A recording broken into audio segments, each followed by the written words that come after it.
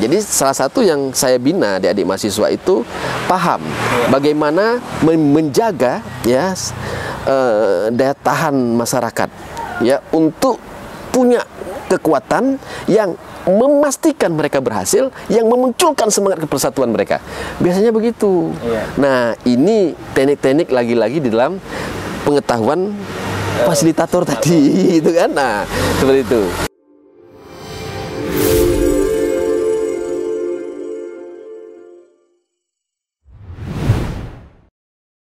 Ya, mungkin ini Pak, sedikit komparasi aja. Ya. Kalau di dalam beberapa biasanya yang mengemukakan teori CBT itu bukan cuma Suansri ya Pak, ada Hamzah, ada Hasker dan lain-lain. Nah, itu salah satu dari mereka, saya lupa siapa ya Pak, mengatakan bahwa untuk mengembangkan CBT di suatu destinasi wisata seperti itu, harus kita mampu mengidentifikasi local champion atau di bahasanya peneliti Nagy dan Segui itu tahun 2021 kalau nggak salah, itu disebut cosmopolitan leader. Jadi local champion maupun cosmopolitan leader ini adalah orang yang memang berasal dari desa tersebut, dia mengerti dengan kehidupan sosial masyarakat di situ, potensinya alam maupun budayanya, dia paham, kemudian dia mampu menggerakkan masyarakat seperti itu. Nah, kemarin saya diskusi juga dengan teman-teman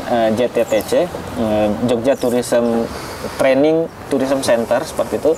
Mereka mengatakan bahwa memang hampir seluruh desa wisata yang ada di Indonesia ini memang inisiatornya berasal dari local champion atau cosmopolitan leader seperti itu. Nah, ini Pak, gimana yang terjadi di Ngelanggeran, seperti apa, dan kalau misalnya memang tidak ada local champion atau cosmopolitan leader di situ, kira-kira bagaimana masyarakat mau menginisiasi pengembangan pariwisata di desanya kalau misalnya mereka punya sumber daya alam dan budaya seperti itu Pak? Jadi ya nggak mungkin. Jadi tetap harus ada leader. Setiap masyarakat itu pasti ada pemimpin.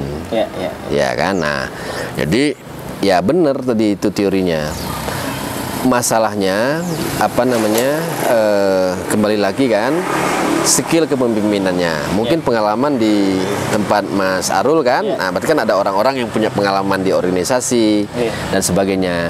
Jadi itu saya katakan itu dia sama di Ngelanggeran itu juga ada ya leader-leader yang menggerakkan dan kemudian itu melahirkan sebuah tindakan kolektif. Yang namanya leader itu kan tentu saja dia kan mendorong, memotivasi, itu pasti ada.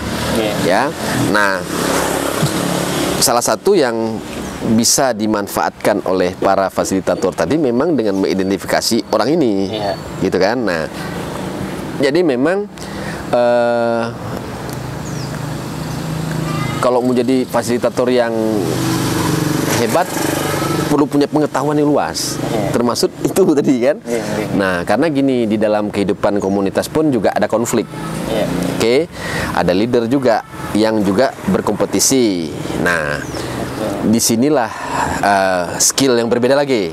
Nah, kan barangkali mungkin Mas Arul pernah melihat beberapa fenomena bagaimana seorang bisa memediasi diskomunikasi nih.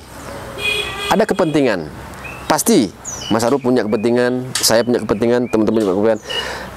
Teorinya itu adalah teori komunikasi.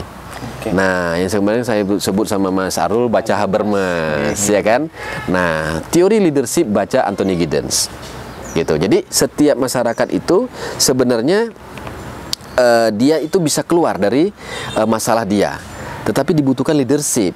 Ya, hanya persoalannya leadership yang dimaksud itu bukan orang yang kuliah di manajemen gitu kan. Nah, tapi yang sejatinya seorang leader itu dia adalah pendengar yang baik, pemotivasi yang baik, ya kan. Nah, kalau bahasa Anthony Giddens itu knowledgeability. Knowledgeability itu apa? Orang yang punya wawasan gitu kan, tetapi juga punya skill untuk menggerakkan orang, ya.